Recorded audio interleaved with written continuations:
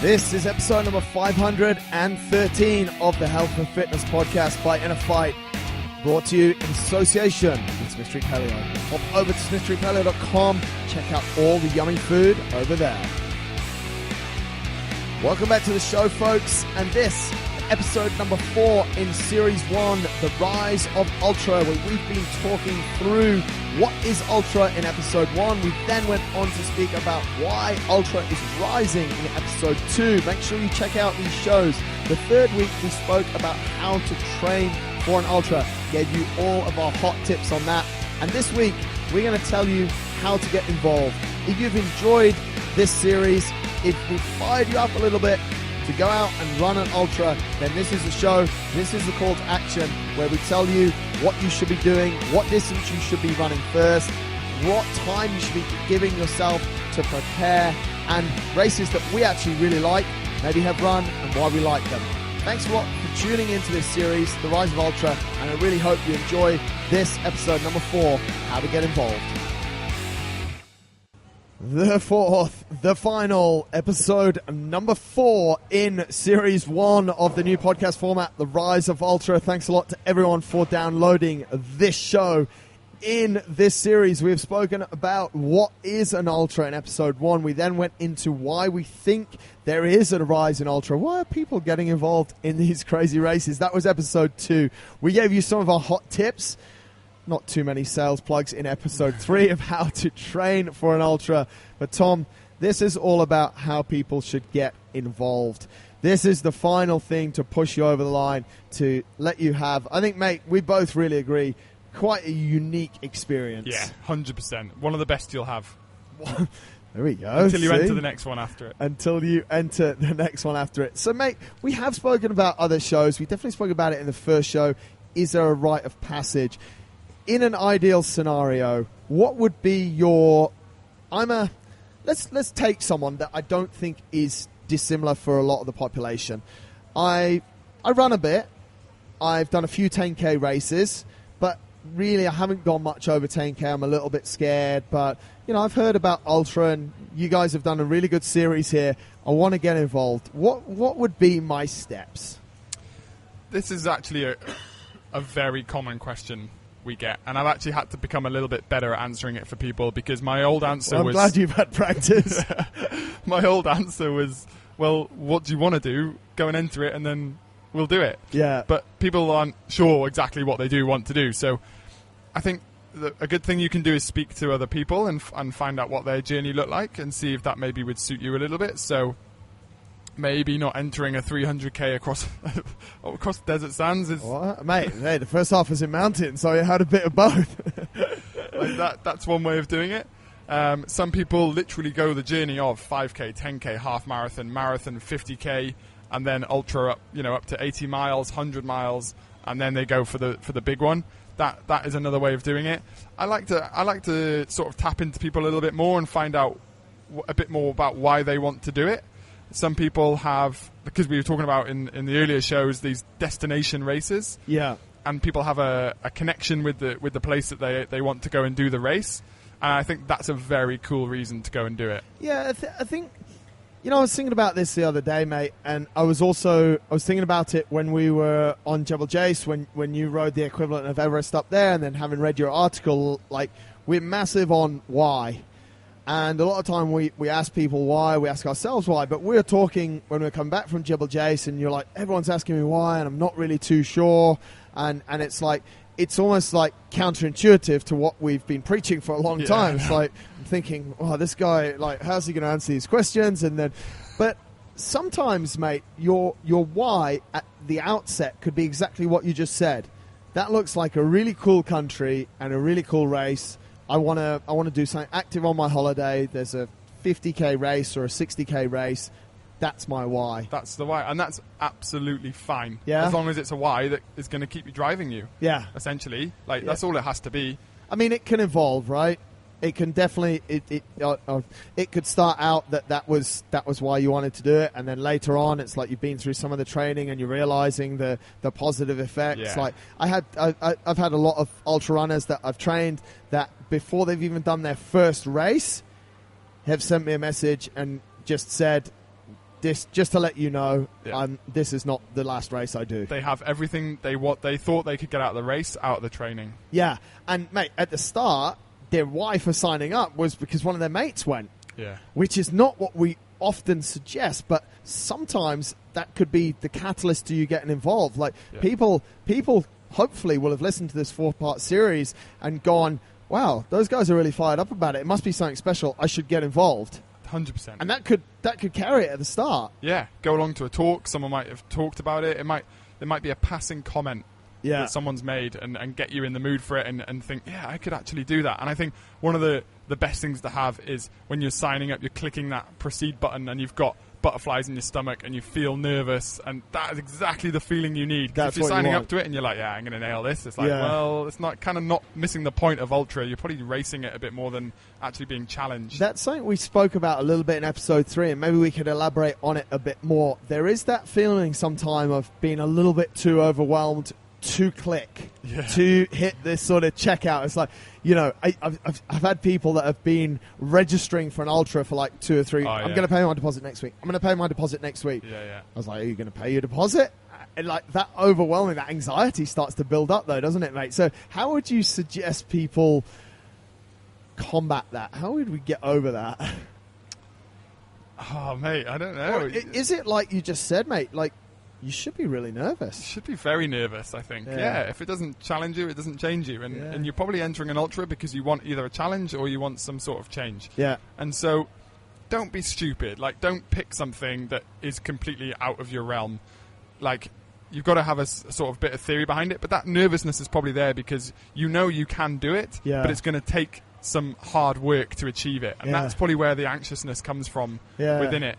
So I think you either, some people are internalized thinkers and some people are externalized. And if Yeah. you're an internal person, find one you want to do and think about it. Take a few days, take Yeah. a week maybe, and then if you still want to enter it and you've talked yourself into it after those few days, just click the button and you'll do it. You'll sort it out. If you're an external person, speak to people. Yeah. Google blogs. So, Yeah. you know, Marathon des Sables 2018 blog, or Yeah. Novice Runner does Marathon des Sables, or however you want to word it. Nice And SEO. I like that. get other people's opinions so that, because they will be feeling the same feelings that you're having before entering. I think that's super important to categorize yourself in that way, mate, because, you know, sometimes people need that external push. Yeah.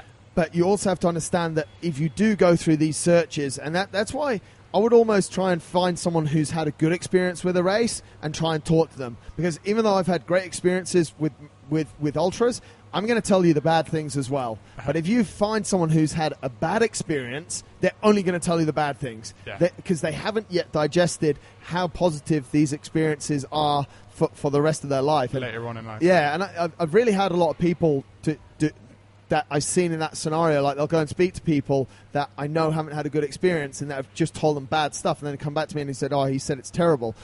It's like, yeah, because of X, Y, and Z. So I think it's super important that you just be careful who you pick. Yeah.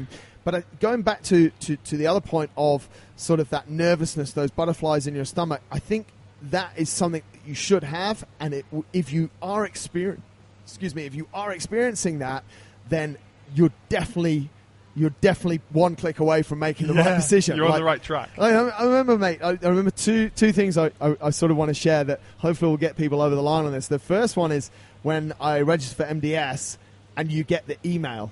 Now, MDS are really smart marketing-wise. We'll go into that another time. But you pre-register and then they tell you maybe you'll get it. Like, you're going to get it. They need 1,300 people that are ready to pay £4,000.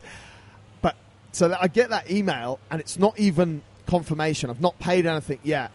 But so I've registered and I've got this pre-confirmation email, and then the nerves are just like, wow, I'm actually like, it's nervous excitement as well though, and that was like, yeah, this is definitely the right thing. Yeah. And man, I remember that even we were talking earlier in the earlier show about my marathons as well. Like, they called me before I started my marathons and they said, do you mind on the 29th and 30th days, so that the last two marathons, do you mind finishing in Burj Park in downtown? And there's going to be the Burj Khalifa and there's going to be a big celebration. And I remember speaking to this guy on the phone and I was literally shaking because I was that nervous. because I'm thinking like, and I'm so you're so fired up about it in such a positive way. Yeah. And then I sort of sat down and thought, I just said yes to something, but I've got to get through 28 marathons to get there. But again, I took really the positives from it, mate. And so the point is that I want to really hammer here is if you're thinking of getting involved, if you're feeling overwhelmed, it's normal. If you've got anxiety, it's normal. If you leave it in the checkout basket online for 2 or 3 days, it's totally normal. Just at the end of all of this, just make the right decision and just buy. Just really click. Yeah. Mate, talking about, you said something earlier, I just want to clarify it. Okay, I'm going to go back to, I'm the 10K guy, and I want to run in maybe this coming summer or something. I want to do like a 90 or 100K race. I've only ever done 10K. Is that enough time, mate? Is that 3 or 4 months between now and summer in Europe? Would you say that if I can comfortably run 10K in 50 minutes at the moment, am I good to go? I think obviously we got other questions like schedule, time to train, all of these things, current injuries, running history. But I think if you are comfortably running a 10K and you have a comfortable amount of time in your week spare, so we're talking 10 up to 15. On some weeks you're going to need around 20 hours. Mate, who has 20 hours spare? Come on, we do it all. Class. But that's true. You do need that much at certain stages. Yeah. Then I think your next port of call is to sit down with the coach and make sure that you have a plan of how it's going to work. But yeah, I believe 90 to 100K is very doable for someone like that. Yeah. As long as you follow the process and you're not just focused on the outcome, it's focusing on the process points, which is why we like to use the big sheets, certainly for ultra guys, is because you've got to tick boxes along the way. Like with your marathons, you can't just go to the end and be at Burj Park and have all the celebration. You've got to tick off 28 other marathons in your day. And so definitely, we see it with people who want to do Ironman as well. Can I do Ironman in 6 months? Yeah. I don't know. Can you? Yeah. That's what it is about, really. Yeah. Can you make that time in your day? Are you willing to go through this process? Are you willing to learn? I think as well, are you willing to learn by some sort of failures, by some sort of setbacks? And I think that's the title of this is how to get involved. You should understand that there'll be setbacks. Like the first big ultra that I entered, I failed in, and same. I failed the third one I entered. A long single stage. Got to 50 miles and my feet were just wrecked. So everyone thinks that you enter and you don't fail. Like there's so many failure stories out there. But and you'll fail in your training as well. Not every session will go good. You won't always feel great. You'll go to a training camp weekend and something will go wrong. But that's why, and that's what's amazing about it, is that's what's part of the process. Exactly. And that's what's super interesting. Mate, before we wrap up this series, I want to jump back. We spoke about it a little bit in episode 1 where we spoke about some of the big races. Let's try and give these guys a bit more insight. What races do we like and why? You've done quite a few in the UK. Sorry that a lot of them have been in Wales. But give us 2 or 3 of your sort of favourite races that if people are listening from the UK or going to Europe, that could be an option for this summer. Yeah, the UK boasts some absolutely stunning races if you get the right day and the right weather. That's the caveat. I can certainly recommend a lot of the coastal ones along Coast Path. They're beautiful to run and challenging as well, but you see some really nice parts to run through within the UK. There's one in particular that was my first and only ever DNF of a race, and it still haunts me to this day. And one day, because I'm an internalizer, it's already in my head, I'm just going to go back and run it. Right. And it's called the Ridgeway. The Ridgeway Trail. It's 82 or 85 miles long. And it runs along an old horse cart trail, which says back when we were in the first episodes talking about how they started. That is quite an iconic one for the UK. And then you go up north and you get a whole different kettle of fish, up into Cumbria, the lakes, the fell running. Fell running's great. What's one of the famous ones up there? The Bob Graham Round. Yeah, the round. Yeah. And they're the kind of races where you get people showing up and they haven't got a clue what Instagram is. Which is quite refreshing as well. Which is really cool. Yeah. And really goes back to what we were saying in episode 2 about this whole disconnection through ultra. If you're looking at something bigger, I just want to rattle off some of the companies that we spoke about in the first episode, which was obviously Marathon des Sables, probably one of the most expensive races out there, one of the most iconic iconic, and it is quite an experience. I've raced in ultras that have 50 people. This one has 1,300. You're not a massive fan of it because of what you've heard about it, but I think everyone that goes there should have a good experience. So that's something. And then I think guys should be looking towards people like we said in that show, Racing the Planet. They've got 4 different races. These guys have been around for, I think, almost 10 years now, so they know how to put on an ultra race. It is kind of key. Safety and knowing where you are at times. Because, you know, that some of these are, like we talked about, in remote places, which is excellent. Yeah. But then you don't want a muppet who's in charge of the race who's forgotten to charge all the GPSs you've run out with. And, which happened in my first race as well. another story. And then the 2 other companies, which you should probably be Googling, they do races around the world. Beyond the Ultimate, I'm racing with them in Kenya.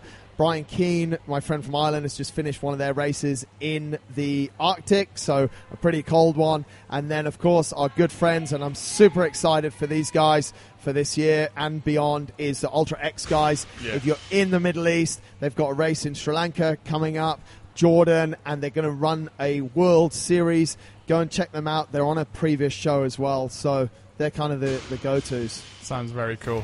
Yeah. Guys, there we have it. That is Series 1 of this series. That's the end of Episode 4 and the end of the series on the Rise of Ultra. Please go and check out Episode 1. We spoke about what Ultra is. Episode 2, why is Ultra running rising? Episode 3, a little bit of insights on training. And this hopefully has pushed you over the edge to go and get involved. If you do and you need a coach, give us a shout. If you want to come and have a cup of coffee and talk about Ultra, we're obviously quite excited all the time. If you can do it on your own and then go and have a crack and make it work, come back and let's get you on the show, because I'm super interested. You definitely do not 100% need a coach, but we'll definitely help you. Tom, that was a lot of fun. That was an Ultra in itself. Ultra in itself, the Rise of Ultra. Thanks a lot, everyone, for tuning in. We'll catch you in the next series.